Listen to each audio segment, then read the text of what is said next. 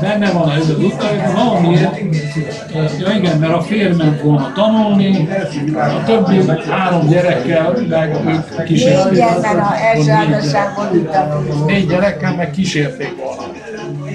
És akkor Fotoháber.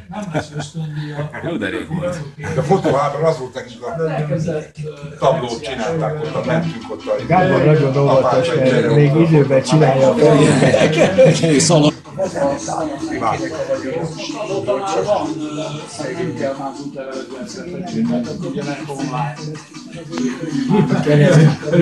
Szia Gábor! Mi a keresztény? Hogy megtartsák a vagyonukat?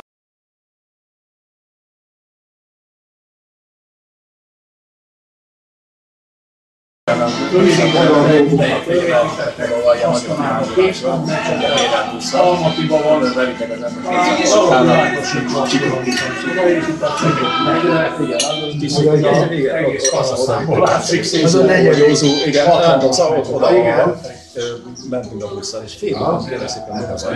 Hogy él az elnök? Mit él az elnök? De azt, hogy teheneket azért megfúrták a területet, ezt az amerikaiaktól tudom. És kiderült, hogy ezt sem fogják tudni 50 év alatt kitermelni, amit megkaptak. De alatta van egy még nagyobb lencse, és szeretnének 100 évig legalább maradni. De a kufalni meg a pálmai, hogy tudták ezt megcsinálni, hogy voltak és minden. Egyre kevesebbek volna. Hát de alkalmazkodtak el. De lehet, hogy ott meg nem vették olyan szigorúan. Tehát ott a Pamírban, meg a Kaukázusokban, meg a Pamírban nem volt olyan szigorú. Az kivert a biztos időket nálam. És kétszer küldte el a szöveget. Nem fogyott el minden megint? Hogy? Majdnem elfogyott. Majdnem elfogyott. De hát nem vagyunk milyen... Nem vagyunk...